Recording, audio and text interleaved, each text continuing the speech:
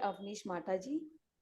And Avnish Mata sir is the founding partner of AVA and Associates, chartered accountants with 4 decades of professional exposure, audit and assurance, taxation, business, strategic and legal consulting, and foreign exchange issues.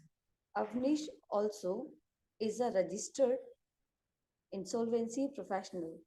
Sir, you also served as an independent director till March 2020 on the board of large PSU under Ministry of Railways and had its audit committee, CSR committee and project review committee.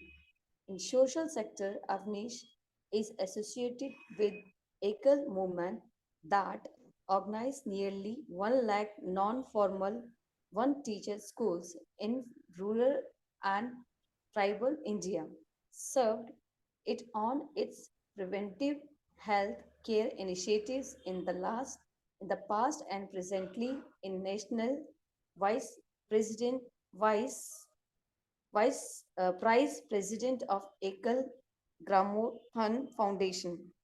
It's over to you, Abhishek ji. Thank you. Thank you, Radha, for the brief introduction. I would like to request from Sir to start the class.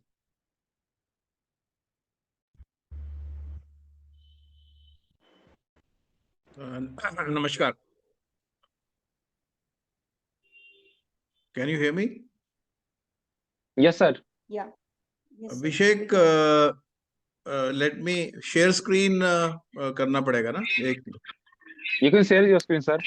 You have permission.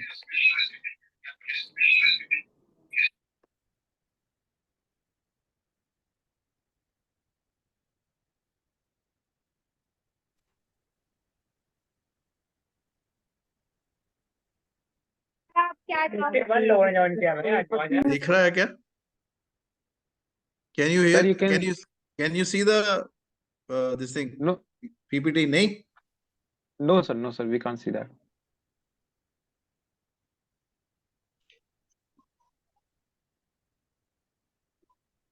Share screen से ही आता है ना ये तो. हाँ, sir. Share okay. Sir share screen करके आपको advance option में आना है. उसके बाद सबसे पहला पावर पॉइंट का ऑप्शन हो. हाँ, we can see that now. हाँ? Yes, sir. Okay. Yes, sir. Okay. और एक बार पार्टिसिपेंट्स को मैं फिर से याद दिलाना चाहूंगा, आपको बेवजह अपना माइक ओपन नहीं रखना, नहीं तो आपको वेटिंग रूम में मुझे रखना पड़ेगा. नमस्कार सभी बच्चों को. आज के कार्यक्रम में आज के प्रोग्राम में जो लोग आए इस ट्रेनिंग प्रोग्राम में, उन सब बच्चों को बहुत बहुत शुभकामनाएं. और मैं समझता हूं कि आप लोग जो भी इस सब्जेक्ट को सीखना चाह रहे हैं अकाउंटिंग के, उसके लिए आपको सक्षम रोजगार सोसाइटी का बहुत बहुत धन्यवाद करना चाहिए, क्योंकि इस सोसाइटी के कारण से ही आप सब इस प्रोग्राम में जुड़े हैं. पर्पस ये है कि इस प्रोग्राम के करने के बाद में आप जो भी पूरा 1 महीना ये चलेगा ट्रेनिंग प्रोग्राम, तो मैं समझता हूं कि जो बच्चे इस प्रोग्राम को सक्सेसफुली कंप्लीट कर लेंगे, और अगर उसमें कुछ टेस्ट करने देने की भी कुछ प्रावधान रखा गया है, तो वो जो बच्चे पास कर लेंगे, उनको कुछ जो बच्चे अच्छे होंगे, अच्छे नहीं भी होंगे, जो लोग सीखना चाहेंगे, उनको कहीं कहीं इंटर्नशिप का भी हम लोग कोशिश करेंगे कि उनको अपॉर्चुनिटी प्रोवाइड करें. तो इसलिए मेरी आप सबसे रिक्वेस्ट ये है कि आप सब लोग पूरे ट्रेनिंग प्रोग्राम को पूरी तन्मयता से, पूरा इंटरेस्ट लेके और पूरी शिद्दत के साथ में इस प्रोग्राम को, पूरे ट्रेनिंग प्रोग्राम को अटेंड करें, और जितना भी आप सीख पाएं इसके इस द्वारा, उसको आप अच्छी तरह से काम में लाएंगे. और मैं ये समझता हूँ जब भी जो भी क्लास होती है, उसके बाद में आप उसके बारे में सब थोड़ा सा और पढ़िए. आजकल तो गूगल वगैरह सब आपके स्मार्टफोन पे मिल जाता है, तो इस करके आप उस सब्जेक्ट को, जैसे आज मैं लेने वाला हूँ एक सेशन, आप आधा घंटा 1 घंटा कल विद इन टुमारो उसको एक बारी गूगल पे जाके दोबारा से पढ़िएगा, और बड़ा सिंपल सा आपको वहां पे लिखा हुआ मिल जाएगा कि जो भी सब्जेक्ट है वो आप वहां पे दोबारा से रिवाइज करें। उससे होगा क्या कि जो भी क्लास के अंदर पढ़ाया गया या बताया गया उसको आप अच्छी तरह से ग्रास्प कर पाएंगे अपने स्पीड के साथ, और उसको समझ पाएंगे, उसके ऊपर सोच करके कुछ क्वेश्चन होंगे तो वो भी आप पूछ सकते हैं बाद में, और आपको उस पूरी लर्निंग प्रोसेस के अंदर आपको पूरा एडवांटेज मिलेगा। तो इसलिए मेरी आप सबसे अगेन एक इंस्ट्रक्शन तो बोलेंगे, रिक्वेस्ट भी है कि आप सब प्रोग्राम पूरा अटेंड करें, और जो पूरा प्रोग्राम अटेंड करेगा, जिसकी अटेंडेंस पूरी रहेगी, उन्हीं सिर्फ बच्चों को हम लोग कोई इंटर्नशिप के जो भी अपॉर्चुनिटीज है वो देने का प्रयास करेंगे। और जो बच्चे पूरा सीरियसली नहीं लेंगे ट्रेनिंग को, तो आप समझ सकते हैं उनके लिए फिर तो रास्ते सारे बंद हो जाते हैं। इसलिए मैं आपसे फिर एक बारी दोबारा से पूरा जोर दे के बस बात को कह रहा हूं कि आप इस पूरे ट्रेनिंग प्रोग्राम को शिद्दत से और सीरियसली लें। आप इसको मत समझिए कि आप ये कोई आराम कर कुछ कुछ सिर्फ टाइम पास करने का काम है, ऐसा बिल्कुल नहीं है। क्योंकि जो भी इसके अंदर आपको पढ़ाने आएंगे वो शायद आपको मालूम है वो लोग अपना टाइम देंगे, और वो सब अपने अपने जो भी काम है, अपने व्यवसाय हैं या अपना प्रोफेशन है, उसमें अपने तरह से सब कामयाब है। तो इस करके please take it seriously. Okay, अब कोई बच्चा बोलना चाहेगा, यस और no? Yes, sir. Yes, sir.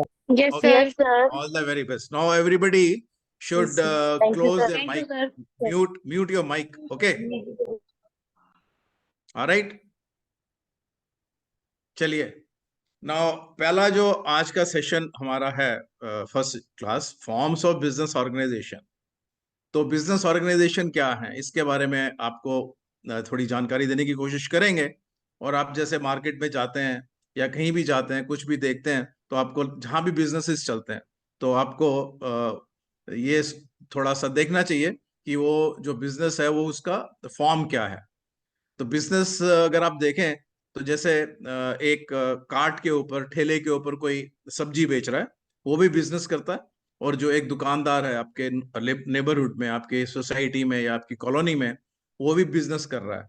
और आप थोड़ा और आगे जाएंगे तो आपको एक कोई फैक्ट्री दिख सकती है, वो फैक्ट्री भी बिजनेस करती है क्योंकि वो माल बना के बेचती है। सिमिलरली आपको बड़ी बड़ी कंपनियां दिख जाएंगी, जिसका जैसे आप अखबार पढ़ते हैं तो आपको पता कंपनी के नाम दिखेंगे, जैसे रिलायंस इंडस्ट्रीज लिमिटेड है, या डीसीएम लिमिटेड है, या for that matter Infosys limited है, या टाटा की बहुत सारी कंपनी आपको दिखेंगी। ये भी तरह तरह के बिजनेसेस हैं, और ये बिजनेसेस गुड्स और सर्विसेज, माल और सर्विसेज, सेवाएं देती हैं। पर ये किस किस फॉर्म में देती हैं उसकी हम आज चर्चा करेंगे। और मैं समझता हूं कि मैं कोशिश करूंगा कि मैं सिंपल लैंग्वेज में आपके सामने अपनी बात को रखूं। जैसे मैंने कहा, बिजनेस के फॉर्म्स हम डिस्कस करेंगे।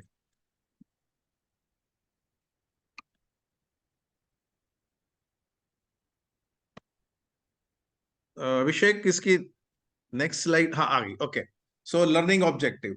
तो आज के हमारे इस विषय का ऑब्जेक्टिव क्या रहेगा, इसमें से हम क्या सीख के जाएंगे।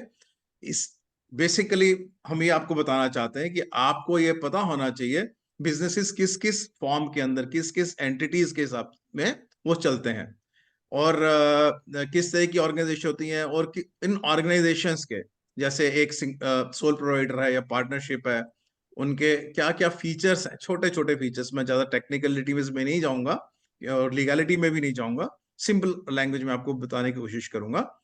इनके क्या क्या फॉर्म्स हो सकते हैं, कि डिफरेंट फॉर्म्स क्या हैं और उसको कैसे समझना चाहिए। इसके बाद में कुछ आपको इन फॉर्म्स ऑफ बिजनेसेस के बारे में, क्या क्या अकाउंटिंग की कुछ कुछ विशेषताएं हो सकती हैं, उसके बारे में मैं आपको थोड़ा सी जानकारी दूंगा। और कुछ ऐसी संस्थाएं भी होती हैं जो प्रॉफिट के लिए नहीं काम करती, जैसे हमारी सक्षम रोजगार सोसाइटी है, हम लोग प्रॉफिट के लिए नहीं काम करते। नॉर्मली ये माना जाता है कि बिजनेसेस जो हैं वो प्रॉफिट के लिए काम करते हैं, करेक्ट। बताने का पर्पज सिर्फ ये है कि आप कहीं भी जाएं, कल को कहीं काम करें, किसी सीए फर्म में जाएं या किसी कंपनी में जाएं, किसी फैक्ट्री में जाएं, तो आपको इतना थोड़ा समझ में आनी चाहिए, जब वो बोले कि जी हमारी तो सोल प्रोप्राइटर है, या हमारी पार्टनरशिप है, या हमारी प्राइवेट लिमिटेड कंपनी है, या हमारी LLP है, तो आपको आइडिया होना चाहिए कि वो किस बारे में बात कर रहे हैं उसके हिसाब से, क्योंकि जिस तरह की एंटिटी होती है उनके अकाउंट्स, उनका टैक्स का जो कंप्लायंस है, टैक्स की कंप्लायंस मीन्स उसकी किस किस तरह की टैक्स फाइलिंग होती है, उसकी GST की किस तरह की फाइलिंग होती है, वो सब उस बिजनेस के फॉर्म्स से जिस शेप में वो बिजनेस किया जा रहा है उसके ऊपर निर्भर करती है। सो अकाउंटिंग और टैक्सेशन और लीगैलिटीज वो इन बिजनेसेस के फॉर्म्स के हिसाब से वो डिपेंड करता है। तो मतलब क्या हुआ, हम जब बिजनेस करते हैं तो हमको क्या क्या चाहिए? बिजनेस करने के लिए हमको चाहिए क्या? पैसा चाहिए, लोग चाहिए, मशीन चाहिए और मटेरियल चाहिए, माल चाहिए। ऐसा ही होता है ना? या कुछ प्रोफेशंस है, जैसे एक लॉयर का प्रोफेशन है या CA का प्रोफेशन है, उसके लिए क्या चाहिए? एक रिसोर्स चाहिए, उसमें हो सकता है माल कुछ नहीं चाहिए, क्योंकि अगर हम माल की बात करें, हम एज ए प्रोफेशनल, एक चार्टर्ड अकाउंटेंट या एक लॉयर कुछ बेचता नहीं है, वो अपनी सर्विसेज बेचता है। तो इसलिए उनके लिए मटेरियल कुछ नहीं होगा, पर उनके लिए क्या इंपॉर्टेंट होगा? मैन एंड मशीनरी हो सकता है कंप्यूटर के लिए एक कंटेक्स्ट में हो, तो क्योंकि प्रोडक्शन नहीं करते तो उस तरह की मशीन उसको नहीं चाहिए एक प्रोफेशनल को। तो ये जितनी भी चीजें किस तरह से अरेंज की जाएंगी, किस फॉर्म में होगी, उसको सबको एक ऑर्गेनाइज करने का जो प्रोसेस है, उस बिजनेस अरेंजमेंट को करने का जो प्रोसेस है, उसको हम लोग बिजनेस ऑर्गेनाइजेशंस बोलते हैं। सिमिलरली जो नॉट फॉर प्रॉफिट है, जो प्रॉफिट के लिए नहीं काम करती, जो जिसको हम बोलते हैं चैरिटेबल सोसाइटीज हैं या चैरिटेबल ट्रस्ट हैं, उनको, वो प्रॉफिट के लिए नहीं काम करती, पर जो बिजनेसेस हैं या जो प्रोफेशनल्स हैं वो प्रॉफिट के लिए काम करते हैं। NGOs जो हैं, जैसे सक्षम रोजगार सोसाइटी है, वो समाज में अच्छा काम हो जाए, समाज में अपना कंट्रीब्यूशन देने के लिए वो काम करती है। तो अगर इसको परिभाषित किया जाए, सो अंग्रेजी में अगर हम इसको बोले, the arrangement which follows this process of organising is called business undertaking और ऑर्गेनाइजेशन।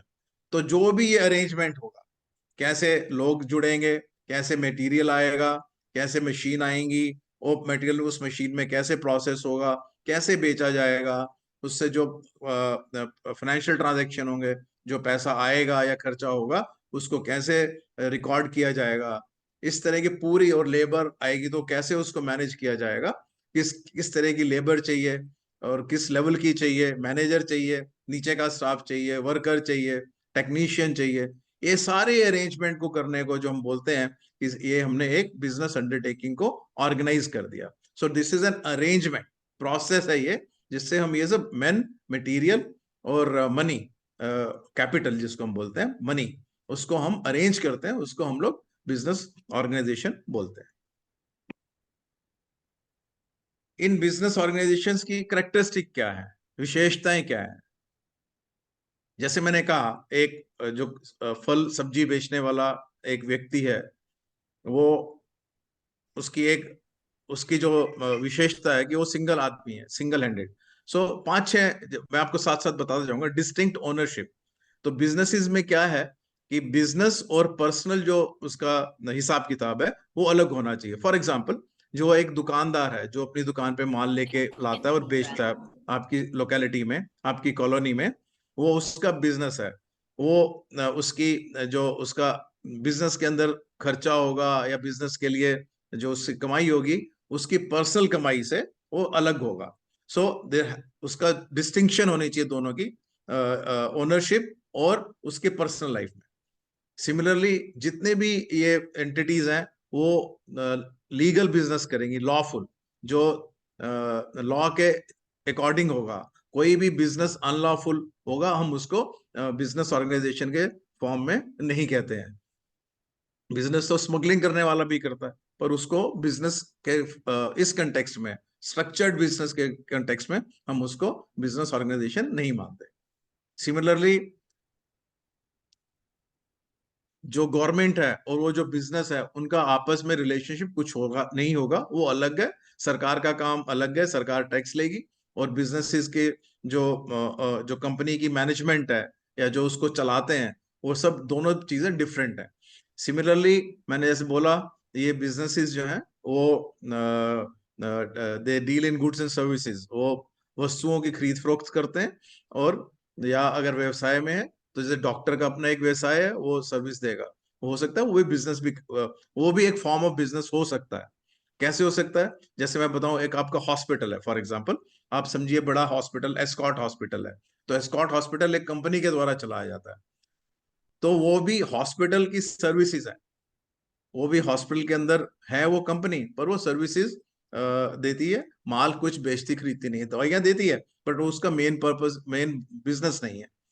सिमिलरली ये जितने भी हम बिजनेस की फॉर्म्स की बात करते हैं, ये कॉन्टिन्यूटी में चलने चाहिए। जैसे मैंने एक सामान लिया, या आपने एक सामान लिया, उसको अपने दोस्त को बेच दिया, या अपने किसी साथ वाले को बेच दिया, और या एक ही बार आपने जाके उसको बेच दिया, उसको हम बिजनेस नहीं बोलते। अगर वही माल, सपोज करो आपने एक पेन का डब्बा लिया, अच्छा सा डब्बा लिया, आपने एक बार ही लिया, आपने 100 रुपए का खरीदा, उसको आपने 150 रुपए का किसी को बेच दिया, दोस्त को, रिश्तेदार को, या किसी को भी, वो सिर्फ आपने सिर्फ एक बार ही किया, तो हम उसको बिजनेस नहीं बोलेंगे। इस अगर आप इसी काम को बार बार करेंगे, आपने उसको ऑर्गेनाइज कर लिया कि हाँ मैं सदर बाजार जाऊंगा, या अपनी मेन होलसेल मार्केट में जाऊंगा, वहां से मैं 100 रुपए की जगह 90 रुपए का वही चीज होलसेल में खरीद के लाऊंगा, और जब वो बिक जाएगा तो फिर और खरीद के लाऊंगा, एक डब्बा नहीं लेके आऊंगा, 100 डब्बे लेके आऊंगा, 50 डब्बे लेके आऊंगा, बिक जाएगा तो और लेके आऊंगा, या कुछ उसके साथ में मैं इंक पॉट भी बेचना शुरू कर दूंगा। तो वो प्रोसेस को, क्योंकि वो कॉन्टिन्यूटी में है, आप खरीदते हैं और बेचते हैं, खरीदते बेचते हैं, उसको हम बिजनेस के फॉर्म में लेके आते हैं। अगर आप उसको काम को सिर्फ एक ही बारी कर रहे हैं, तो उसको हम बिजनेस की कैटेगरी में लेके नहीं आते। और आप ये मानिएगा कि जब आप ये करते हैं, सपोज करो आपने 100 रुपए का एक पेन का अच्छा डब्बा लिया, पर वो आप बेच ही नहीं पाए, तो आप, ये तो है नहीं कि प्रॉफिट ही होना चाहिए, लॉस भी हो सकता है, आपको फिर उसको 80 रुपए में बेचना पड़ा।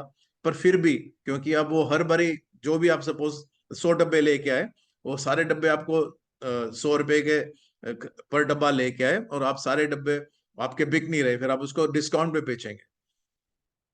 इसलिए, क्योंकि अब उसको प्रोसेस को कंटिन्यूटी में करते जा रहे हैं, रोज बार बार करते जा रहे हैं, even if there is no profit, अगर आपको प्रॉफिट नहीं भी हो रहा, तब भी हम बोलेंगे कि वो बिजनेस हो रहा है। हाँ, वो बात अलग है कि इस तरह के बिजनेस सस्टेन नहीं करेंगे, ज्यादा देर तक नहीं चलेंगे, क्योंकि अगर आप लॉस ही करते रहेंगे तो बिजनेस आपका चलेगा नहीं, बिजनेस बैठ जाएगा, बिजनेस को बंद करना पड़ेगा। तो इसलिए किसी जगह पे बिजनेस भी, प्रॉफिट भी हो सकता है, उसी बिजनेस में किसी जगह में लॉस भी हो सकता है। तो पर ये जो प्रोसेस है, प्रॉफिट कमाने का या लॉस करने का, प्रॉफिट कमाने का या लॉस करने का, ये सारे का सारा बिजनेस के फॉर्म के अंदर हो सकता है।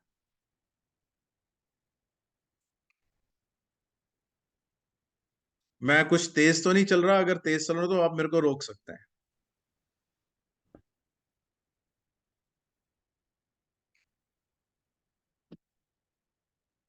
अब किस तरह की फॉर्म होती है बिजनेसेस की? कुछ तो प्राइवेट ऑर्गेनाइजेशंस होती हैं, और कुछ गवर्नमेंट ऑर्गेनाइजेशंस होती है, गवर्नमेंट कंपनीज जैसे होती हैं, उनको पीएसयूज भी आपने सुना होगा, public sector undertaking. Private organisations कौन सी होती है?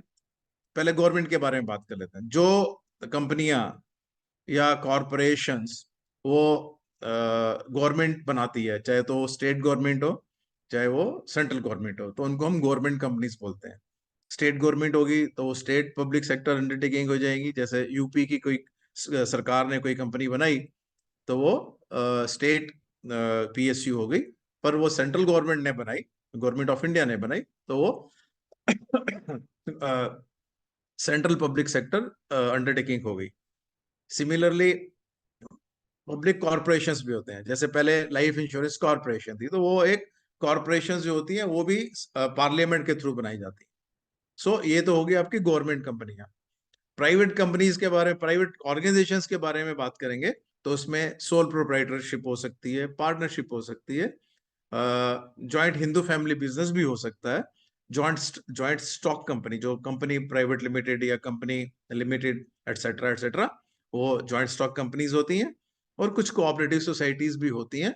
कोऑपरेटिव सोसाइटीज जो है, वो कोऑपरेटिव सोसाइटी एक्ट के अंदर बनती हैं, उनका भी फॉर्म प्राइवेट तरह से माना जाता है, क्योंकि कोऑपरेटिव सोसाइटीज, कोई अगर आपको बोले कि देखो जी हम तो गवर्नमेंट की कंपनी है, हमारे हम तो कोऑपरेटिव है, तो कोऑपरेटिव्स जो है वो गवर्नमेंट कंपनीज नहीं होती, ये आपको समझ लेना चाहिए।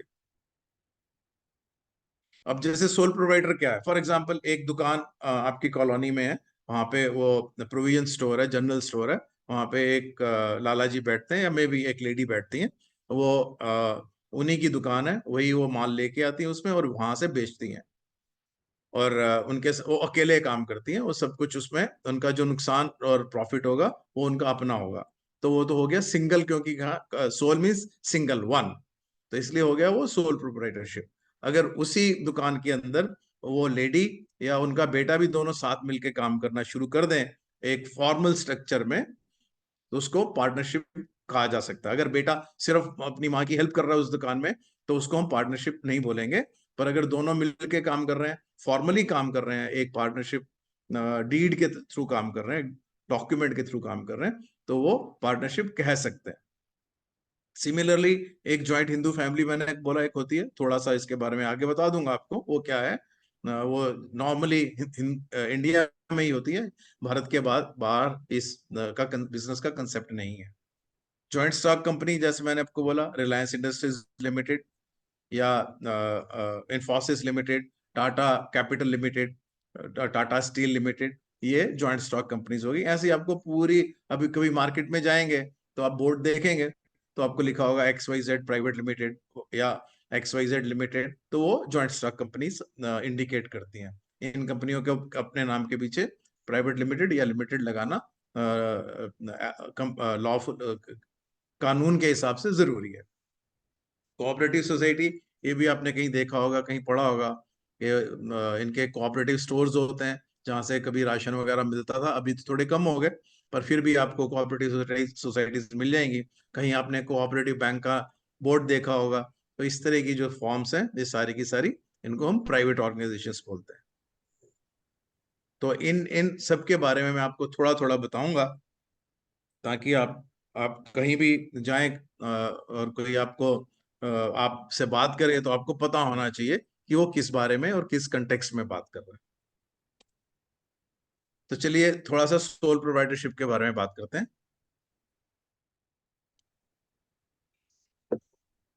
सोल प्रोप्राइटर, जहां पर ओनरशिप और मैनेजमेंट, ओनरशिप जैसे मैंने कहा, एक दुकान है, वो लेडी चला रही है, वो ओनर हो गई। और सपोज करो एक उन्होंने नीचे वो अकेले काम कर रही हैं, तो पूरे का पूरा बिजनेस वो कंट्रोल कर रही हैं। तो सोल प्रोप्राइटर में जो ओनर है और जो मैनेज पूरा बिजनेस को कंट्रोल करता है, मैनेज उसका पूरा मैनेजमेंट पूरा कंट्रोल करता है, वो खुद सोल प्रोप्राइटर ही करता है। तो इसके अंदर डिस्टिंक्शन कुछ नहीं है। दो दुकान खुद चलाती हैं और सामान भी लेके आती हैं या मंगवाती हैं, फोन करके मंगवा लेती हैं, वहां बेच देती हैं। उनके यहाँ पे कोई बेचने आता है, सेल्समैन ऑर्डर ले जाता है, वो डिलीवरी करवाता है। पर क्योंकि वो खुद मैनेज कर रही हैं और इस करके उन दोनों में कोई डिस्टिंक्शन नहीं होगा, कंट्रोल वो खुद करेंगी। तो वो सिंपलिस्टिक फॉर्म होता है, सबसे सीधी तरह का बिजनेस आप देखेंगे आसपास आपके एक लोकेलिटी में, तो आपको ये बहुत सारे मिल जाएंगे। जैसे मैंने बोला, कार्ट के अंदर फल सब्जी बेचने वाले हैं, या छोटे से छोटी बात भी आप करें तो आपके वहां पर जनरल स्टोर होगा, हो सकता है कोई केमिस्ट शॉप भी हो। सो इस तरह की जो छोटी बिजनेसेस होते हैं वो नॉर्मली सोल प्रोप्राइटरशिप में किए जाते हैं, क्योंकि उनमें जो मालिक है और जो उसका प्रबंध करता है, उसको जो मैनेज करता है, उसका जो मैनेजमेंट का जो कंट्रोल है उस ओनर के पास ही रहता है। सारे डिसीजन वही करता है कि मेरे को क्या माल लेना है, कैसे लेना है, किससे लेना है, कितने में लेना है, कैसे निगोशिएट करना है, मेरे को किसको कौन सा वर्कर रखना है, मेरे को क्या एक सेल्समैन अपनी दुकान में रखना है कि नहीं रखना, वो सारे डिसीजन वो खुद करता है। उसको मैनेजमेंट वो उसके अपने हाथ में होती है, इसलिए इसमें कोई डिस्टिंक्शन ज्यादा होती नहीं है। ये सिंपलिस्टिक तरह की ऑर्गेनाइजेशंस होती है। तो जैसे मैंने बोला, ग्रोसरी स्टोर है, वेजिटेबल वेंडर वगैरह होते हैं, या मिठाई की दुकान है, ये सब नॉर्मली आप देखेंगे। स्टेशनरी की जैसे स्टोर भी हो सकते हैं, ये सब सिंपल तरह के फॉर्म होते हैं, वो सोल प्रोप्राइटर सिंगल हैंडेडली चलाते हैं। इसमें कोई कॉन्स्टिट्यूशन का डॉक्यूमेंट नहीं होता, मतलब वो किसी भी फॉर्मल तरीके से, जब मैं नेक्स्ट स्लाइड में जाऊंगा तो आप समझेंगे मैं डॉक्यूमेंट की क्या बात कर रहा हूँ। जैसे सपोज करो मैंने अपनी प्रोप्राइटरशिप बनानी है, मैंने दुकान खोल ली, बस वो मैं प्रोप्राइटर हो गया, मेरे को कोई लिखा पढ़ी नहीं करनी उसके अंदर। हाँ, वो बात अलग है कि बैंक में खाता खोलने के लिए शायद मेरे को कुछ करना पड़े, बट वैसे कुछ करने को मेरे को जरूरत नहीं है, बस मैं दुकान खोल के बैठ गया। पर दुकान का हिसाब किताब मैं अपने पर्सनल फाइनेंसिस से अलग रखूंगा। अगर मैं उसमें से पैसा निकालूंगा अपने घर खर्च के लिए, तो वो बिजनेस के अंदर से उसको बोलेंगे मैंने ड्रॉ कर लिया, करेक्ट। प्रॉफिट शेयरिंग की अगर हम बात करें, तो सारे का सारा प्रॉफिट या लॉस वो प्रोप्राइटर का मेरा ही होगा, वो किसी और से शेयर नहीं करेगा। मैनेजमेंट स्टाइल मैंने आपको बोला कि प्रबंधन उसका वो खुद अपने हाथ से करता है और सब कुछ अपने हाथ में रखता है, इसलिए वो सबसे आसान तरीका है काम करने का। क्योंकि अगर आप बड़ा स्ट्रक्चर रखेंगे, लोग मैनेजमेंट रखेंगे, तो थोड़ा सा कॉम्प्लेक्स होता जाता है। पार्टनरशिप की हम बात करते हैं। जैसे मैंने बोला, एक वो लेडी दुकान चला रही है, उन्होंने अपने बेटे को पार्टनर बना लिया, तो दो एक से ज्यादा लोग मिलके काम करने लगे, तो वो बिजनेस चलाते हैं, मिलके चलाते हैं। तो वो क्या करेंगे, प्रॉफिट लॉस भी शेयर करेंगे और मैनेज भी दोनों मिलजुल के करेंगे। अच्छा, तुम ये वाली सामान तुम परचेज कर लेना और मैं मार्केटिंग कर लूंगा, वगैरह वगैरह। इस तरह का वो बांट भी लेते हैं, दोनों मिलके डिसीजन भी ले सकते हैं कि हाँ, इस ये मेरे पास एक स्टाफ रखना है, तो किस तरह का स्टाफ रखना है, पैसा बिजनेस में चाहिए तो कैसे अरेंज होगा, कहाँ से लेके आएंगे, अपना पैसा लगाएंगे या उधार लेंगे, बैंक से फाइनेंस कराएंगे, वो डिसीजंस मिलके लेंगे। प्रोराइटर लेगा तो वो अपने आप से डिसीजन लेगा, उसको किसी से कंसल्ट नहीं करना। पर पार्टनरशिप में दोनों पार्टनर या अगर उससे ज्यादा पार्टनर है तो वो मिलके करेंगे। इस पार्टनरशिप में आप देखेंगे इसके अंदर करता हूँ ना, हमारी बहन के बात याद आती है। हमारे घर में फोर सीलिंग भी है ना। ये सोनी कुछ कह रही है, सोनी।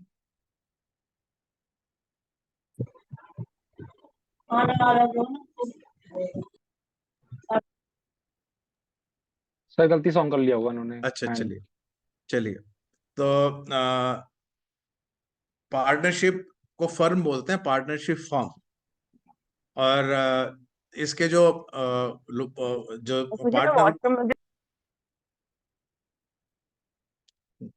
इसमें जो मेंबर होते हैं 2 से 50 तक हो सकते हैं, उससे ज्यादा नहीं हो सकते। और जो ये मेंबर होते हैं उनको हम पार्टनर बोलते हैं, और कलेक्टिवली मिलजुल के उसको बोलते हैं partnership firm, FIRM, firm, not form, firm.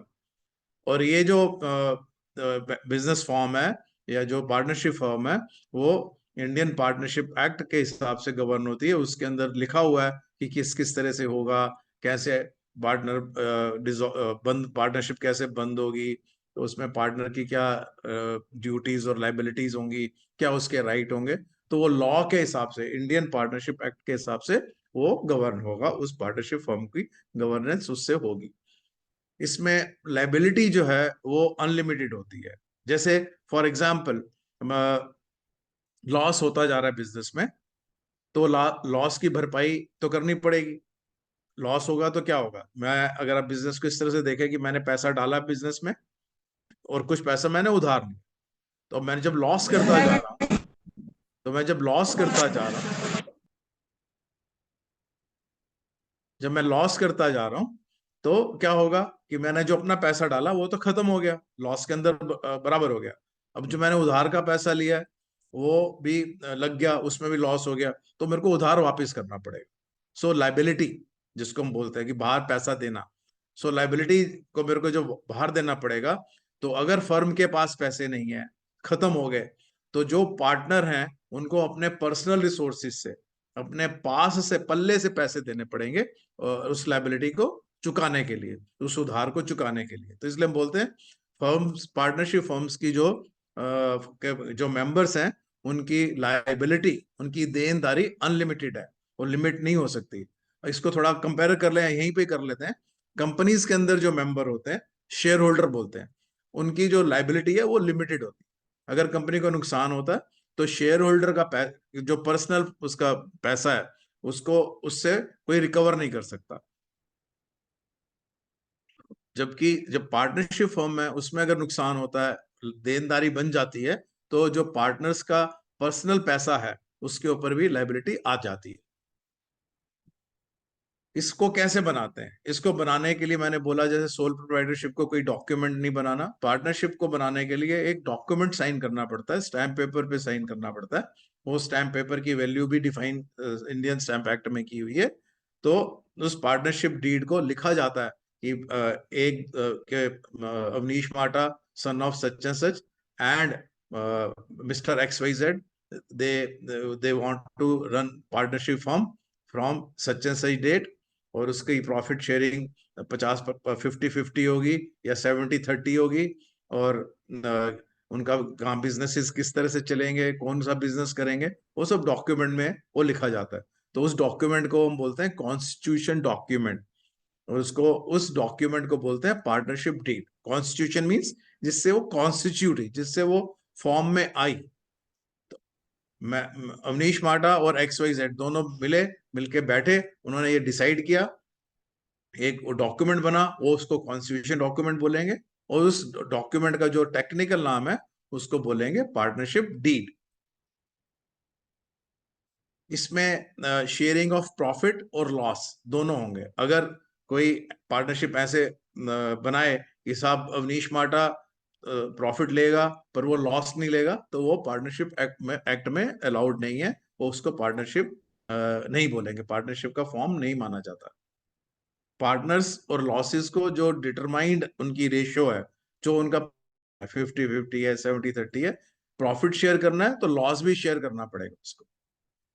इसका जो मैनेजमेंट स्टाइल है, प्रबंधन कैसे होगा, तो अगर तो छोटी फर्म है, हो सकता है जैसे मैंने दुकान का आपको एग्जांपल दिया, हम इसको थोड़ा और बड़ा कर लेते हैं। ये दुकान नहीं है, ये सपोज फैक्ट्री है। फैक्ट्री भी चल सकती है पार्टनरशिप में, पर उस फैक्ट्री को चलाने के लिए क्योंकि थोड़ा सा बड़ा काम है, वो मैनेजर रखेंगे, जनरल मैनेजर रखेंगे, नीचे का स्टाफ रखेंगे, तो वो जो कुछ बर्डन काम का पार्टनर्स का है, वो मैनेजर, जनरल मैनेजर, वर्कर वगैरह शेयर कर लेते हैं। इस करके इनमें मैनेजमेंट स्टाइल में थोड़ा फर्क आ गया। पार्टनर ऊपर हो गए, उसके बाद मैनेजमेंट हो गया, और उसके बाद नीचे वर्कर। सो मैनेजमेंट और मैनेजमेंट के जो लोग हैं वो क्योंकि एम्प्लॉय भी हो सकते हैं, तो एम्प्लॉय होंगे तो उनको तनख्वाह देनी पड़ेगी, सैलरी देनी पड़ेगी। पर जो पार्टनर हैं वो प्रॉफिट या लॉस शेयर करेंगे। जो मैनेजमेंट के लोग हैं वो लॉस शेयर नहीं करेंगे, क्योंकि वो तो सैलरीज एम्प्लॉयड है।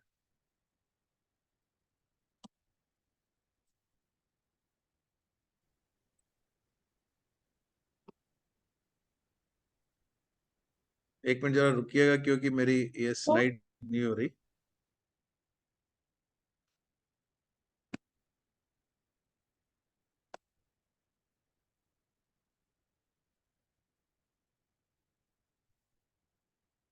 हाँ, ओके। पार्टनरशिप के बाद में हम सर बात करते हैं क्वेश्चन है joint sir, one Hindu question. बेटा एक मिनट, आप बंद करेंगे अपनी माइक को, म्यूट कर लें आप। Joint Hindu family. सर एक क्वेश्चन है इसलिए।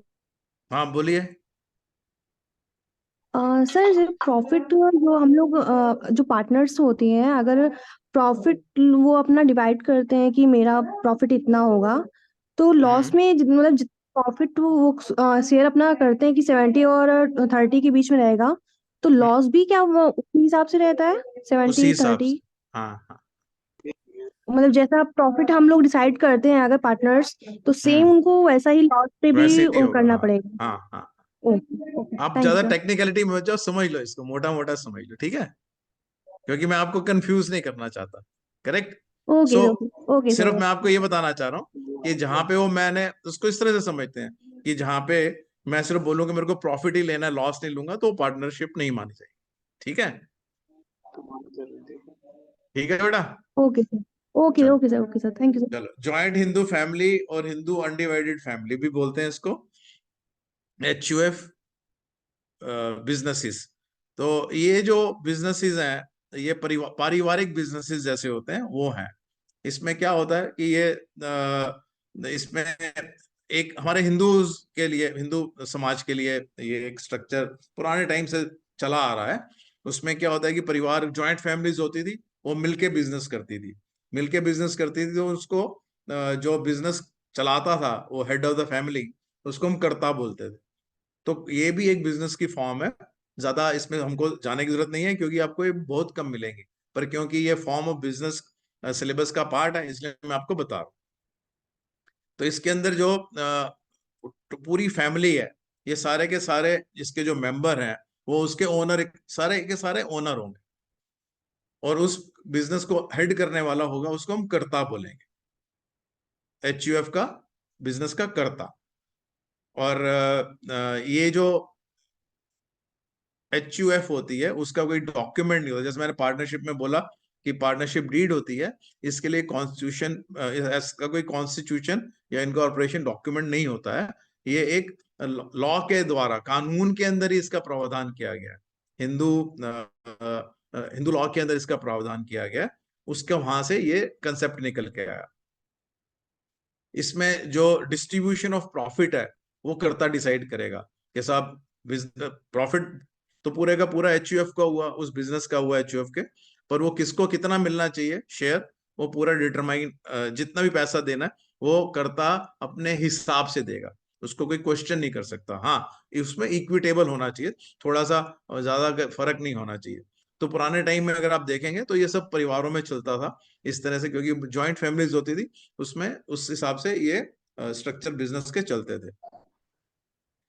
एक चीज और इसमें आपको सिर्फ लड़कियों को बताना चाह रहा हूँ कि अगर कहीं HUF है आपके परिवारों में, HUF की प्रॉपर्टी है, आजकल कम दिखती है, तो उसके अंदर अभी लड़कियों का भी, चाहे वो शादी शुदा लड़कियां हैं चाहे वो अनमैरिड लड़कियां, उनका भी शेयर होता है। अब आते हैं कंपनी पे। जैसे मैंने बोला कंपनीज के लिए कि भाई आपने देखा होगा बोर्ड में लिखा होगा private limited, XYZ company private limited या ABC company limited, etcetera etcetera. ये सारे के सारे इनको हम ज्वाइंट स्टॉक कंपनीज बोलते हैं। ये एक एसोसिएशन है लोगों की, काफी कुछ लोग मिलके इसको बनाते हैं, बना के उसके वो मेंबर बनते हैं। वो मेंबर कैसे बनते हैं इस एसोसिएशन के, उसमें वो एक कॉन्स्टिट्यूशन डॉक्यूमेंट जिसको हम बोलते हैं memorandum of association and articles of association, वो बनाते हैं, साइन करते हैं। वो एक लीगल प्रोसेस है, वो रजिस्ट्रार ऑफ कंपनीज में जमा होता है। उसके बाद उनको एक इनकॉर्पोरेशन सर्टिफिकेट मिलता है। तो उसको इनकॉर्पोरेशन सर्टिफिकेट मिलता है, तब वो कंपनी का, उसका कंपनी का जन्म हो गया, ऐसा बोला जाता है। The company has taken birth when it gets when that association gets a certificate of incorporation. ये जो मेंबर हैं ये कंपनी के अंदर पैसा कंट्रीब्यूट करते हैं, क्योंकि बिजनेस चलाने के लिए पैसा चाहिए। तो वो पैसा कैसे कंट्रीब्यूट करते हैं, वो शेयर्स के फॉर्म में पैसा कंट्रीब्यूट करेंगे। कंपनीज शेयर इशू करती हैं। आजकल आप देखते होंगे कि बड़ी सारी कंपनियों के न्यूज़पेपर आप देखा करिए, कभी कभी इस पे भी मिल जाता है आजकल, तो कंप्यूटर पे, लैपटॉप पे, या फॉर दैट मैटर फोन पे भी। तो आपसे ये भी एक रिक्वेस्ट है, सलाह है कि आप उसको न्यूज़पेपर में देखा करिए। बिजनेस पेपर देखेंगे तो अच्छी बात है, नहीं तो नॉर्मल पेपर देखिए। उसके अंदर भी आप देखेंगे बड़े बड़े आजकल इश्तहार आते हैं जिसमें लिखा होता है कि भाई IPO आ रहा है, शेयर इशू होने वाले हैं, तो आप उसमें इन्वेस्ट करिए। तो ये जो शेयर्स इशू करते हैं, प्राइवेट कंपनी भी इशू करती, पब्लिक कंपनीज इशू करती हैं। तो इसके अंदर वो जो मेंबर्स हैं वो उसके अंदर शेयर परचेज करते हैं, उनकी लायबिलिटी जितना उन्होंने इन्वेस्ट किया उस तक लिमिटेड है। तब मैंने आपको पहले बोला पार्टनरशिप के अंदर या सोल प्रोप्राइटरशिप के अंदर लायबिलिटी अनलिमिटेड है। यहाँ पे उन मेंबर्स की लायबिलिटी लिमिटेड हो गई, क्योंकि जितना उन्होंने उस शेयर्स के अंदर पैसा डाला, अगर कल को कंपनी कुछ अपनी देनदारी चुकता नहीं कर पाती, तो उन शेयर होल्डर्स के या उन मेंबर्स के पर्सनल जो फाइनेंसिस हैं, उनका जो व्यक्तिगत पैसा है, उसके ऊपर कोई आंच नहीं आती। वो कोई उनसे वो पैसा लेके और उस देनदारी को चुका नहीं सकता। मतलब कोई आप फोर्सफुली भी ना किसी कोर्ट के थ्रू ले सकता है। अगर कंपनी का नुकसान हो गया और देनदारी है, तो जो जिसने लेना है पैसा, जैसे फॉर एग्जांपल बैंक ही है, मान लीजिए बैंक से उधार लिया हुआ और वो लॉस हो गया कंपनी को, तो वो बैंक मेंबर से पैसा रिकवर नहीं कर सकता। जितना उसका मेंबर ने पैसा लगाया, शेयर होल्डर ने पैसा लगाया, वो उसको वापस नहीं मिलेगा, वो वेस्ट हो गया बस। पर जो बैंक है, वो जो शेयर होल्डर हैं उनके पर्सनल बैंक अकाउंट से पैसा नहीं लेके जा सकता, या पर्सनल प्रॉपर्टी से पैसा लेके नहीं जा सकता। तो ये डिस्टिंक्शन लिमिटेड और अनलिमिटेड लायबिलिटी का हो गया।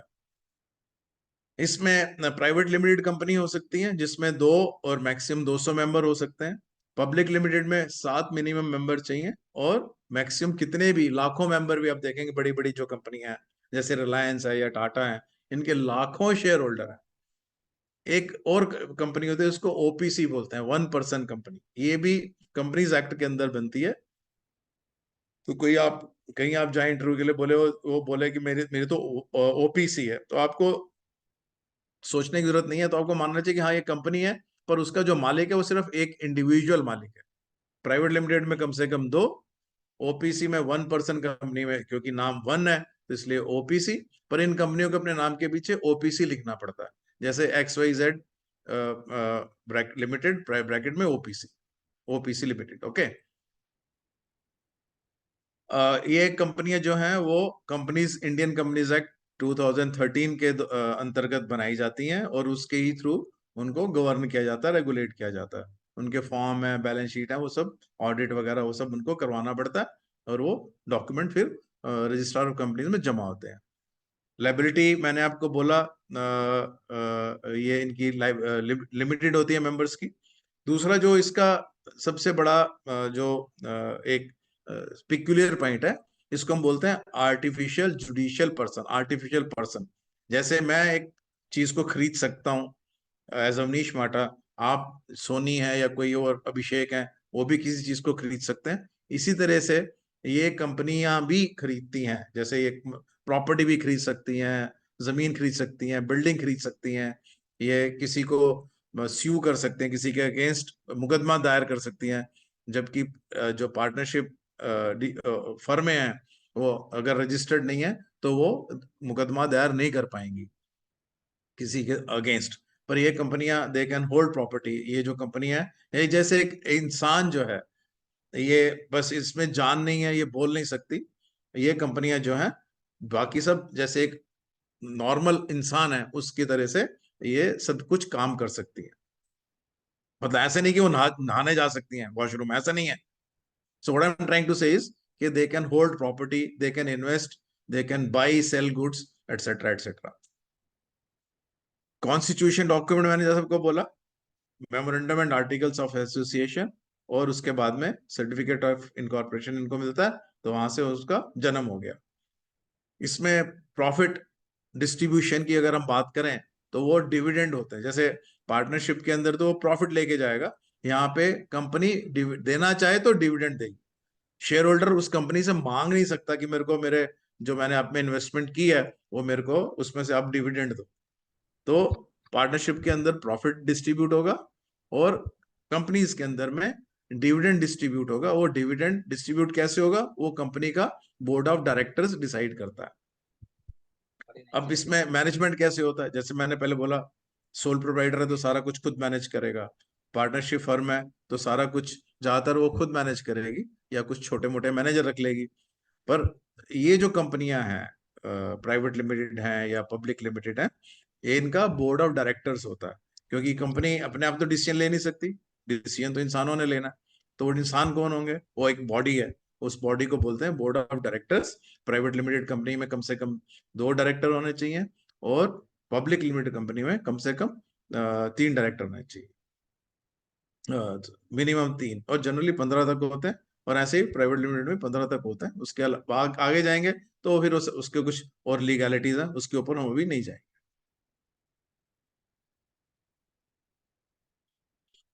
जैसे मैंने पहले बोला कि एक पार्टनरशिप फर्म है, तो उसकी जो पार्टनर्स हैं उनकी लायबिलिटी अनलिमिटेड है। पर एक लिमिटेड लायबिलिटी पार्टनरशिप एक्ट भी है, 2008 में सरकार ने बनाया, गवर्नमेंट ऑफ इंडिया ने, की पार्लियामेंट ने, उसको हम बोलते हैं, उसके अंदर जो पार्टनरशिप्स बनती हैं उसको बोलते हैं लिमिटेड लायबिलिटी पार्टनरशिप। बेसिकली ये पार्टनरशिप ही है, जिसके अंदर भी पार्टनर होंगे उसके अंदर उनका शेयर डिसाइड किया जाएगा, भाई किस पार्टनर को कितना शेयर मिलेगा।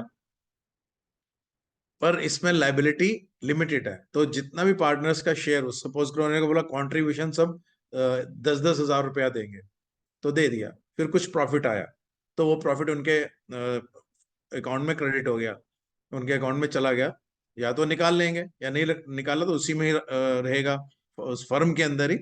और सपोज करो आने वाले टाइम में उसमें लॉस हो गया, और लॉस हो गया तो बिजनेस चलाने के लिए फिर उन्होंने उधार लिया, सपोज बैंक से ही उधार। नाउ जब फिर फर्दर लॉस होता गया तो पैसा तो क्योंकि लॉस में रहेगा, जैसे मैंने पहले बोला आपको, अगर पैसा लॉस में चलता रहेगा बिजनेस, तो फिर पैसा तो रहेगा नहीं। देनदारी अगर आपने बैंक को पैसा वापस करना तो देना तो पड़ेगा। पार्टनरशिप जो है उसमें तो लायबिलिटी अनलिमिटेड थी, तो उनके पर्सनल जो रिसोर्सेज हैं वो बैंक उसके ऊपर उनको उसके ऊपर केस डाल के उनके पर्सनल जो असेट्स हैं या जो उनके पर्सनल पैसे हैं उसमें से रिकवरी कर सकता है। पर लिमिटेड लायबिलिटी पार्टनरशिप में बैंक ऐसा नहीं कर सकता, क्योंकि उनकी लायबिलिटी लिमिटेड है। जितना उनका कॉन्ट्रीब्यूशन है फर्म के अंदर, बस वो उनको पैसा नहीं मिलेगा। जो उसके अलावा बैंक पर्सनल अकाउंट से उनका कोई पैसा रिकवर नहीं कर सकता। ये अपने नाम के पीछे एलएलपी यूज करती हैं, अगर आप देखेंगे कभी कभी XYZ LLP, तो इसका मतलब ये है कि ये लिमिटेड लायबिलिटी पार्टनरशिप है। नॉर्मली इस तरह के जो बिजनेसेस हैं वो लॉयर या चार्टर्ड अकाउंटेंट या आर्किटेक्ट करते हैं, जो प्रोफेशनल्स जिसको हम बोलते हैं, ये LLP में ज्यादातर काम करते हैं। इसमें भी प्रॉफिट शेयर होता है, इसलिए लॉसेस भी शेयर करने पड़ेंगे इनको। तो वो भी सब उसका जो डॉक्यूमेंट है उसको बोलते हैं LLP एग्रीमेंट, उसको उसके थ्रू जैसे पार्टनरशिप डीड बनती है पार्टनरशिप में, LLP के अंदर उसको हम बोलते हैं LLP एग्रीमेंट। वो भी फाइल होता है रजिस्टर ऑफ सोसाइटीज में। इसमें मैनेजमेंट जो है पार्टनर करते हैं, और दूसरा ये है कि ये भी नीचे अपने स्टाफ रख सकते हैं वगैरह वगैरह। पर जो टोटल डिसीजन मेकिंग है, उसके जो क्रूशियल डिसीजन कंट्रोल है जो बिजनेस का, वो पार्टनर्स के एग्रीमेंट जो बनाया मैंने बोला LLP एग्रीमेंट, उसके थ्रू गवर्न होता है। चलिए अभी कोऑपरेटिव सोसाइटी में आ जाते हैं। तो कोऑपरेटिव सोसाइटी जैसे मैंने बोला, आपने देखा होगा कहीं कहीं आपको दिख जाएंगी, कोऑपरेटिव बैंक भी दिख जाते हैं। तो ये कोऑपरेटिव सोसाइटीज अपने मेंबर्स की जो सर्व के लिए ही सर्व करती हैं। It can be cooperative group housing society, house building society, transportation वाली सोसाइटीज भी बनती हैं वगैरह वगैरह। और ये कोऑपरेटिव सोसाइटीज एक्ट के अंदर बनाई जाती हैं। इसमें ये अपने मेंबर्स को सर्विसेज देती हैं। पहले टाइम में यहाँ पे हुआ करते थे सुपर बाजार जैसे हुआ करते थे, वो अपने मेंबर्स के लिए राशन प्रोक्योर करके, ग्रोसरी प्रोक्योर करके वो मेंबर्स को बेचते थे। और जो उसमें प्रॉफिट आता था उसको भी डिविडेंड बोलते हैं। वो भी जो इस कोऑपरेटिव सोसाइटी के मेंबर हैं वो मांग नहीं सकते, वो शेयर नहीं करेंगे। जो उनके बोर्ड बनता है कोऑपरेटिव सोसाइटी का वो उसको जो डिसाइड करता है उसके हिसाब से। और कोऑपरेटिव सोसाइटी लॉ के अंदर भी लिखा हुआ है कि आप डिविडेंड कैसे देंगे, कितना देंगे। इसमें ऑफिस बेरर, जैसे मैंने बोला कंपनी के अंदर बोर्ड ऑफ डायरेक्टर्स होता है, इसमें ऑफिस बेरर्स होते हैं जिसको प्रेसिडेंट, सेक्रेटरी, ट्रेजरर वगैरह बोला जाता है। वो पूरे का पूरा इनका भी रेगुलेटेड होता है। रजिस्ट्रार ऑफ कोऑपरेटिव सोसाइटीज है कि सरकार में, उसके पास इनको अपने डॉक्यूमेंट जमा करने पड़ते हैं वगैरह वगैरह। चलिए अब बात करते हैं नॉट फॉर प्रॉफिट एंटिटीज। जैसे मैं बोला बिजनेसेस जो हैं वो प्रॉफिट के लिए बनाए जाते हैं, पर कुछ नॉन फॉर प्रॉफिट एंटिटीज भी होती हैं जो जिसको बोलते हैं चैरिटेबल ट्रस्ट हो गए, सोसाइटीज भी होती हैं। कंपनीज एक्ट के अंदर भी एक सेक्शन 8 कंपनीज होती हैं, वो NGOs का काम करती हैं। जैसे मैंने आपको अभी एग्जाम्पल दिया सक्षम रोजगार सोसाइटी, ये एक सोसाइटी रजिस्ट्रेशन एक्ट में सोसाइटी बनी हुई है। एक सक्षम भारतीय फाउंडेशन है, वो एक कंपनी है, और इंडियन कंपनीज एक्ट के अंदर बनी हुई है। ये नॉर्मली सोशल वर्क करते हैं, या क्लब्स होती हैं, या चैम्बर ऑफ कॉमर्स आपने देखा होगा। फॉर एग्जांपल आपने कभी पढ़ा होगा फिक्की है या PhD चैम्बर ऑफ कॉमर्स है। ये सब इस तरह के, ये सब नॉन प्रॉफिट एंटिटीज होती हैं। इनका मकसद प्रॉफिट कमाना नहीं हो, इनके ऊपर टैक्स भी नहीं लगता अगर वो कुछ रूल्स फॉलो करते हैं। वो लॉ इनकम टैक्स एक्ट में लिखा हुआ है, अगर वो फॉलो करते हैं तो इनको टैक्स नहीं देना पड़ता, क्योंकि ये पैसा या तो डोनेशन से चलती हैं या कहीं से ग्रांट आती है उससे चलती हैं। क्योंकि ये सेल परचेज नहीं करती, इसलिए उनको टैक्स भी सरकार जो है वो नहीं लगाती, अगर वो कुछ प्रोसीजर को फॉलो करती हैं, कुछ रूल्स और रेगुलेशंस को फॉलो करती हैं। तो ये लोग ये जो एंटिटीज हैं ये इनकम एंड एक्सपेंडिचर बनाती हैं। जैसे पार्टनरशिप की बात करें या LLP की बात करें या कंपनीज की बात करें, वो जब अपना लाभ हानि का खाता बनाएंगी तो उसको बोलते हैं प्रॉफिट एंड लॉस अकाउंट। वो प्रॉफिट एंड लॉस अकाउंट बनाती है और बैलेंस शीट बनाती है। पर जो ये नॉट फॉर प्रॉफिट ट्रस्ट होते हैं या सोसाइटीज या कंपनीज होती हैं, ये होता इसमें भी ऐसे ही है, इनकम और एक्सपेंडिचर, आया गया कितना और गया कितना, खर्चा कितना हुआ। पर इसको हम बोलते हैं इनकम एंड एक्सपेंडिचर अकाउंट, क्योंकि ये प्रॉफिट के लिए नहीं है, इसलिए हम इसको प्रॉफिट एंड लॉस अकाउंट हम इसमें नहीं बनाते। इसमें जैसे कंपनी के अंदर तो डिविडेंड की हमने बात की कि अपने मेंबर्स को डिविडेंड देते हैं, या पार्टनरशिप के जो मेंबर्स हैं, पार्टनर्स हैं, वो प्रॉफिट लेते हैं या लॉस लेते हैं। पर इसके अंदर क्योंकि ये लॉ के अंदर ये जो नॉट फॉर प्रॉफिट एंटिटीज हैं, वो अपने इनकम को मेंबर से शेयर नहीं करते। अगर इनका कुछ लॉस भी होता है तो मेंबर से ले भी नहीं सकते, पर इनका अगर जो इनकम है वो शेयर नहीं करते अपने मेंबर से। इसमें गवर्निंग बॉडीज होती हैं, ट्रस्टों के अंदर भी होती हैं, ट्रस्ट बोर्ड होते हैं, या कंपनी है तो कंपनी के अंदर तो उनको वो बना के रखना पड़ेगा, बोर्ड ऑफ डायरेक्टर्स। चलिए अब अकाउंटिंग की बात करते हैं। बस 2 स्लाइड है, मेरे ख्याल से हम और 5 मिनट में खत्म कर देंगे। अकाउंटिंग के अंदर क्या क्या स्पेशलिटी है, सोल प्रोप्राइटर, एचयूएफ और पार्टनरशिप। इसमें मैंने जैसे बोला, ये अपनी सिंपल अकाउंटिंग होती है, इसमें ज्यादा कॉम्प्लिकेटेड अकाउंटिंग होती नहीं है। ये अपना बनाएंगे प्रॉफिट एंड लॉस अकाउंट और बैलेंस शीट। कंपनीज और कोऑपरेटिव्स, इनकी अकाउंटिंग की पिकुलरिटी होती है, क्योंकि इनको कुछ रूल फॉलो करने होते हैं। इसकी प्रॉफिट एंड लॉस और बैलेंस शीट्स बनती हैं, और प्रॉफिट एंड लॉस बनाने के लिए, बैलेंस शीट बनाने के लिए कुछ कुछ रूल्स बने हुए हैं, स्टैंडर्ड्स बने हुए हैं, वो इनको फॉलो करने पड़ते हैं। और नॉट फॉर प्रॉफिट, जैसे मैंने बोला, एनजीओस, इनको इनकम एंड एक्सपेंडिचर बनाना पड़ता है, और दूसरा बैलेंस शीट बनानी पड़ती है। जीएसटी, ये जितनी भी एंटिटीज हैं इन सबको जीएसटी देना पड़ेगा। कब देना पड़ेगा? जब 20 लाख अगर वो सर्विसेज दे रही हैं, for example chartered accountant for LLP है, तो अगर वो 20 लाख से ज्यादा की उसकी ग्रॉस इनकम है साल की, तो उसको जीएसटी में रजिस्टर करना पड़ेगा और उसको फॉलो करना पड़ेगा। जीएसटी का चार्ज करना पड़ेगा जब वो अपने सर्विसेज देते हैं। सिमिलरली जो कुछ बेचते हैं, गुड्स को जहां काम करते हैं, माल का खरीद फरोख्त करते हैं, फरोख्त करते हैं, सेल परचेज करते हैं, गुड्स की बात मैं कर रहा हूँ, उस केस में 40 लाख अगर उनकी सेल हो जाती है तो उनको जीएसटी में रजिस्टर करना पड़ेगा, अगेन फॉलो करना पड़ेगा पूरे का पूरा लॉ, रिटर्न फाइल करनी है वगैरह। अभी इनकम टैक्स की बात करें तो ये जितनी एंटिटीज हैं, ये सब sole proprietor, HUF, partnership, companies, cooperative societies, not for profit, ये सब इनकम टैक्स लॉ के अंदर भी फॉल करती है। सोल प्रोप्राइटर जैसे उसको अगर 2.5 लाख रुपए तक की इनकम है टोटल बिजनेस से प्रॉफिट मिला के, प्लस उसका पर्सनल, सपोज बैंक से भी कुछ इंटरेस्ट आ रहा है, अगर वो टोटल 2.5 लाख से नीचे है तो उसको कोई टैक्स नहीं लगता। सिमिलरली एचयूएफ की अगर हम बात करें तो एचयूएफ के अंदर भी सोल प्रोप्राइटर जैसे टैक्सेशन होता है मोटा मोटी।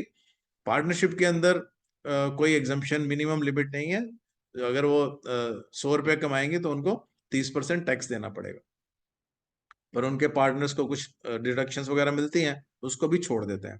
कंपनीज, कोऑपरेटिव सोसाइटीज, कंपनीज के ऊपर भी टैक्स लगता है, उसका टैक्स का रेट 22% से लेके 15, 22 और 30% तक इस तरह से जाता है, नेचर ऑफ कंपनीज के हिसाब से। कोऑपरेटिव सोसाइटीज में भी टैक्सेशन पूरा लगता है। नॉट फॉर प्रॉफिट के अंदर मैंने टैक्स की बात की, इनकम टैक्स की, कि अगर वो कुछ रूल्स को फॉलो करते हैं तो उस जो एनजीओज है उनको टैक्स नहीं देना पड़ता, पर उनको टीडीएस देना पड़ेगा। टीडीएस क्या होता है? Tax deduction at source.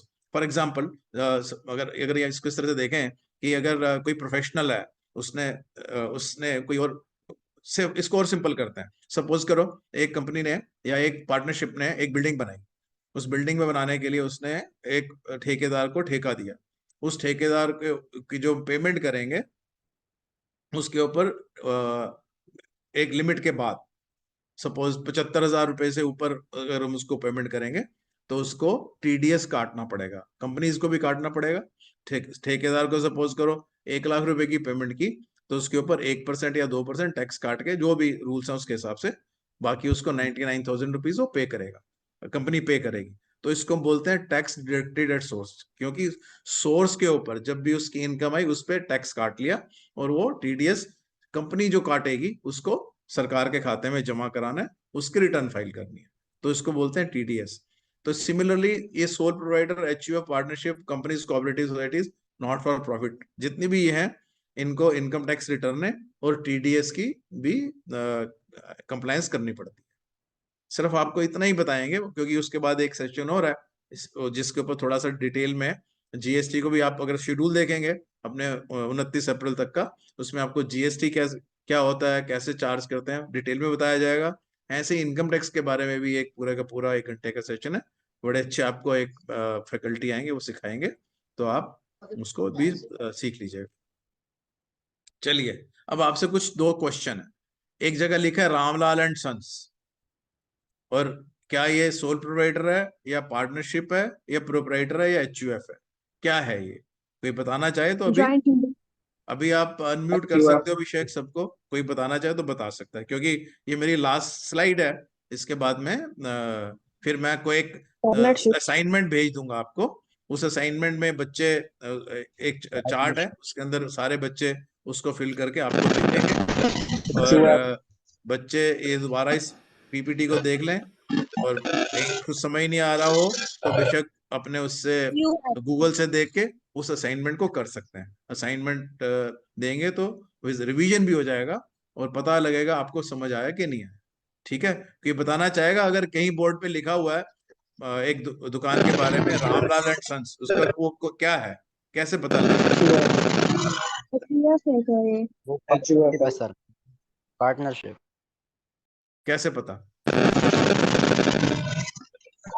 Ramlal and sons family है, फैमिली तो एचयूएफ में के अंडर में आती है, पर हिंदू इससे नाम से, सर्विस। हाँ मैं इसलिए आपसे पूछ रहा हूँ ना, तो मैंने ऐसा क्वेश्चन क्यों लिखा कि रामलाल एंड सन्स, अगर ये कहीं नाम लिखा है, हाँ मैं बता रहा हूँ बेटा, मैं आपको बता रहा हूँ, मैं आपको दोबारा बता दूंगा। रामलाल एंड सन्स अगर किसी बोर्ड पे लिखा है किसी दुकान के बाहर में, के बाहर, तो आपको इससे कहीं अभी पता नहीं लगेगा कि ये क्या है, सोल प्रोप्राइटर है या पार्टनरशिप है या एचयू है, कहीं नहीं, कैसे नहीं पता लगेगा आपको, उसके नाम से बिल्कुल नहीं पता लग सकता। वो जब आप उसके अंदर जाएंगे तब आपको, अंदर मीन्स ना उस दुकान के अंदर जाने से नहीं पता लगेगा, जब आप उसके खाते देखेंगे या बात करेंगे तब पता लगेगा। अगर तो वो रामलाल एंड सन्स सिर्फ नाम ही है, मेरे को कोई मना नहीं कर सकता ना, अवनीश मार्ट एंड सन्स मैं लिखूं तो कोई मना थोड़ी कर सकता है मेरे को। पर मैं अगर वो मेरी अपनी दुकान है, मेरा कोई पार्टनर नहीं है, तो वो सोल प्रोवाइडर है। अगर वो मेरे एचयूएफ का बिजनेस नहीं है तो वो उसको भी हम पार्टनरशिप नहीं कह सकते। तो इसलिए कभी आप इस बोर्ड को पढ़ें, रामलाल एंड सन्स या कुछ भी XYZ and company for example, इसका मतलब ये नहीं है कि वो कंपनी है या पार्टनरशिप है, आपको नाम से नहीं पता लगेगा। तो आपको क्या उसका फॉर्म ऑफ बिजनेस है, उसको समझने के लिए फर्दर इसके ऊपर आपको इंफॉर्मेशन लेनी पड़ेगी या सोचना पड़ेगा, या इसके ऊपर रिसर्च करनी। रिसर्च मीन्स आपको पूछना ही पड़ेगा ऑब्वियसली। अगर मेरे दुकान के बाहर लिखा है अवनीश मार्ट एंड सन्स, तो आप मेरे पास आओगे, पूछोगे आप भाई साहब सोल प्रोप्राइटर हैं कि पार्टनरशिप है, पहले तो मैं आपको बोलूंगा मैं आपको क्यों बताऊं। हाँ, मैं आपको इंटरव्यू के लिए बुलाऊंगा तो आप पूछ सकते हैं कि सर आप सोल प्रोवाइडर हैं कि पार्टनरशिप है या एचयूएफ है, तो मैं आपको बता सकता हूँ कि नहीं मैं तो जी मैं पार्टनरशिप हूँ, नहीं मैं सोल प्रोवाइडर। पर आपका नाम तो अवनीश मार्ट एंड सन्स लिखा हुआ है, तो मैं बोलूंगा नाम है वो, पर मेरी एंटिटी जो है, मेरी फॉर्म ऑफ बिजनेस जो है वो पार्टनरशिप है या सोल प्रोवाइडर है। ठीक है, ऐसे ही कभी आप देखें किसी बाहर किसी दुकान के या ऑफिस के बाहर बोर्ड लगा हुआ है रामलाल एंड सन्स, तो suppose Ramlal and company on the right side, तो इसका मतलब ये नहीं कि वो कंपनी है, कंपनी मीन्स प्राइवेट लिमिटेड या पब्लिक लिमिटेड, ऐसा नहीं है, उसने नाम रख लिया, उसके ऊपर कोई बार नहीं है ना, कहीं आप मना नहीं किया हुआ। हाँ, वो Ramlal and company private limited लिखता है, और अगर वो रजिस्टर्ड नहीं है कंपनीज एक्ट के अंदर, तो वो कानून का उल्लंघन कर रहा है, वो इलीगल है, वो नहीं कर सकता। तो जिसके नाम के आगे Ramlal and company private limited है, तो that means it is a company, अगर वो इनकॉर्पोरेट हुआ हुआ है। तो सिंपल अगर लिखा है Ramlal and company, it doesn't mean कि ये कंपनी है। ठीक है, ओके सर। चलिए, तो मेरा सेशन खत्म हो गया, अगर कुछ क्वेश्चन है तो आप मेरे से भी पूछ सकते हैं, नहीं तो मैं बस अभी क्लोज वन करूंगा और मैं क्वेश्चन सुनो एक बार मैं क्लोज कर लेता हूँ बेटा, फिर आपकी बात सुनता हूँ। मैं अभी एक असाइनमेंट इनको अभिषेक को भेज दूंगा, तो मिस्टर अभिषेक आपको डिस्ट्रीब्यूट कर देंगे आपके जो व्हाट्सएप या जो भी कम्युनिकेशन का चैनल है, वो आप उस असाइनमेंट को करिए। बड़ा सिंपल सा असाइनमेंट है, मैं आपको दिखा देता हूँ एक बारी किस तरह का असाइनमेंट है, ताकि आपको कुछ उसमें नहीं समझ आए तो मैं आपको बता दूँ। 1 मिनट होल्ड करिएगा।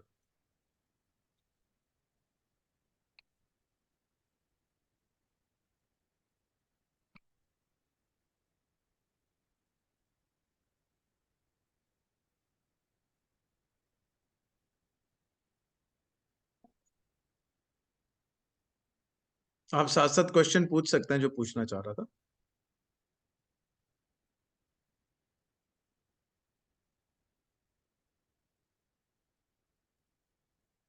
अभिषेक ये दिख रहा है क्या, एक वर्ड डॉक्यूमेंट? यस सर, हाँ, yes sir, we can see that. क्या उसमें असाइनमेंट लिखा है ऊपर, पढ़ पा रहे हैं आप? हाँ सर, बिल्कुल। अच्छा, तो मैं इसको डेट चेंज कर देता हूँ। आज डेट है 1 तारीख, तो इसको अपन कर लेते हैं, 3 दिन का टाइम दे देते हैं, 4 तारीख कर, 4 अप्रैल अप्रैल। 2024। ठीक है, तो बच्चों इसमें आप देख लो, ये लिखा है लेफ्ट में एट्रीब्यूट क्या क्या है, कौन से लॉ में आएगा, सोल प्रोप्राइटर कौन से लॉ में आती है। ये बॉक्स बने हुए हैं, इसमें आपको आंसर लिख देना है। हिंदू अनडिवाइडेड फैमिली में कौन से लॉ में आती है, पार्टनरशिप कौन से लॉ में, जॉइंट स्टॉक कंपनी कौन से लॉ के अंडर बनती है, एलएलपी कौन से लॉ के अंडर बनती है। इस ऐसी मेंबर्स कितने चाहिए, बस इन बॉक्सेस के अंदर आपको हर एक का आंसर लिख देना है, छोटा छोटा। ठीक है, इससे हमको पता लग जाएगा कि आप को कुछ समझ आया कि नहीं आया। तो ये असाइनमेंट मैं आपको अभी थोड़ी देर में, इसके बाद में आपको ईमेल कर देता हूँ, अभिषेक जी आपको डिस्ट्रीब्यूट कर देंगे। ठीक है। अभी पूछिए, किसी को कुछ क्वेश्चन है तो पूछ सकता है।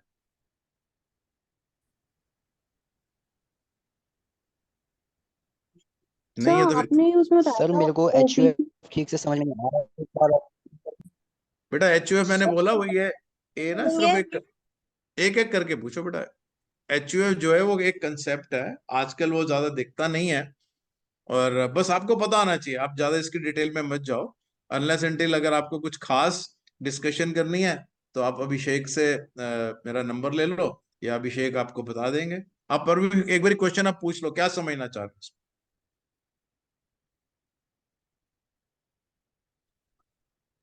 सर HUF जब आपने समझाया तो मेरे वॉइस में थोड़ा सा प्रॉब्लम था, इसलिए समझ में नहीं आ पाया था। मैंने बोल तो उसमें मैंने लिख दिया बेटा, वो ना बड़ा सिंपल है। एचयूएफ क्या है, वो हिंदूज के अंदर एक कंसेप्ट था, हिंदू लॉ के अंदर। उसके हिसाब से पुराने टाइम में जॉइंट फैमिली के बिजनेसेस होते थे, वो जॉइंट फैमिली के बिजनेसेस कैसे चलेंगे, कैसे गवर्न होंगे, वो उसका हिंदू लॉ के अंदर उसका जिक्र है। उसका जो मैनेजमेंट है वो एक एचयूएफ का करता करता है, हेड ऑफ द फैमिली है, उसको करता बोलते हैं। वो जो करता है वो डिसाइड करता है किसको कितना मेरे को इनकम देनी है, किसको कितनी देनी है, वगैरह वगैरह। ठीक है, ओके सर, ओके। नेक्स्ट बताओ बेटा। कॉर्पोरेशन क्या है? कॉर्पोरेशन, हाँ, कॉर्पोरेशन कॉरपोरेशन कौन सी, वो म्युनिसिपल कॉरपोरेशन ऑफ दिल्ली? नहीं, जो आपने टॉपिक बताया था कॉर्पोरेशन का, और एक कॉर्पोरेटिव सोसाइटी का बताया था। हाँ, कॉरपोरेशन मैंने बोला वो सरकार के द्वारा बनाई जाती हैं, वो पार्लियामेंट बनाती है। जैसे मैं आपको बताऊं, पहले जैसे लाइफ इंश्योरेंस कॉरपोरेशन थी, इनका एक स्पेशल लॉ होता है, उसके हिसाब से वो बनी थी। अभी तो कंपनी बन गई, पर एक कॉरपोरेशन भी सरकारी कंपनियां, इतना मान के चलते हैं। इसके ज्यादा आप मत सोचो, इस स्टेज पे मत सोचो, आगे बढ़ोगे तो अपने आप समझ जाओगे। ठीक है, मैंने आपको शुरू में बोलता पर्पस जो इस सेशन का है, आपको सिर्फ आइडिया देना है कि किस किस तरह इसकी बिजनेस एंटिटीज हो सकती हैं, ताकि कहीं आप इंटरव्यू देने जाओ वो आपसे बात करे तो आपको पता होना चाहिए। सिंपली आपके लिए इस स्टेज पे मेरे को लगता है कॉर्पोरेशन और गवर्नमेंट कंपनीज की तरफ आपको नहीं सोचना चाहिए, कोऑपरेटिव सोसाइटीज की तरफ भी आपको नहीं सोचना चाहिए, एचयूएफ की तरफ भी नहीं सोचना चाहिए। मैंने आपको सिर्फ बता दिया। सर 1% कंपनी और सोल प्रॉपर्टीज में कोई डिफरेंस नहीं है, दोनों सेम है। नहीं, आप स्लाइड में देखो, आपको पता लग जाएगा। मैंने ये बताया 1% कंपनी जो है वो कंपनीज एक्ट के अंदर बनाई जाती है, और जो सोल प्रोवाइडर है उसका तो कोई डॉक्यूमेंट ही नहीं होता। उसकी लायबिलिटी सोल प्रोवाइडर की, मैंने बोला ना, अनलिमिटेड है। कोई नुकसान होगा, किसी के पैसे देने हैं तो उसको अपने पर्सनल पैसे देने पड़ेंगे। पर 1% कंपनी में तो ऐसा नहीं है, लिमिटेड है उसमें लायबिलिटी। आप पढ़िएगा एक बार दोबारा से स्लाइड्स को, ठीक है। Rohit okay sir, Yadav, okay. बताइए जी। रोहित, आप तो सो रहे दिखते हैं हमको यार, लेटे हुए दिख रहे हैं आप। बताइए क्या क्वेश्चन है आपका।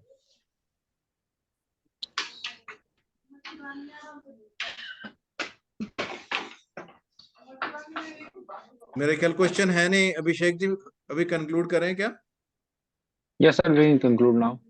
चलो, धन्यवाद आप सब बच्चों को, बहुत बहुत ईश्वर आपको सबको सफलता दे, ये हमारी प्रभु से प्रार्थना है। धन्यवाद और गुड नाइट। धन्यवाद sir. Thank you sir. Sir good evening sir. मैं भेजता हूँ अभी आपको ये email. Thank you for such an amazing session सब। एंड अब मैं सभी पार्टिसिपेंट से रिक्वेस्ट करना चाहूंगा कि अपनी वीडियो ऑन कर लीजिए ताकि मैं पिक्चर ले सके रिकॉर्ड पर्पज के लिए।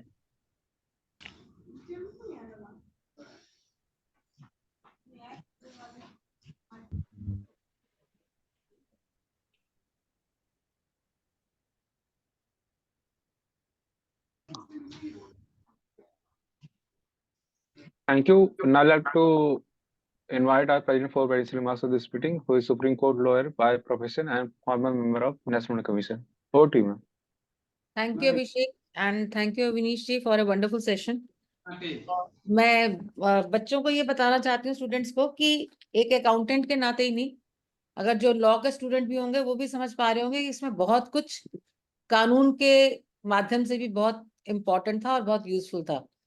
तो और तीसरी बात, ये सारा सेशन आपके लिए जरूरी था कि आप भी जब अपना काम करने के सोचते हो तो कि आप प्रोप्राइटरशिप करोगे, पार्टनरशिप बनाओगे, एलएलबी बनाओगे, उस लिहाज से भी ये सारी चीजें बहुत इंपॉर्टेंट थी और आपके लिए जानना बहुत जरूरी था।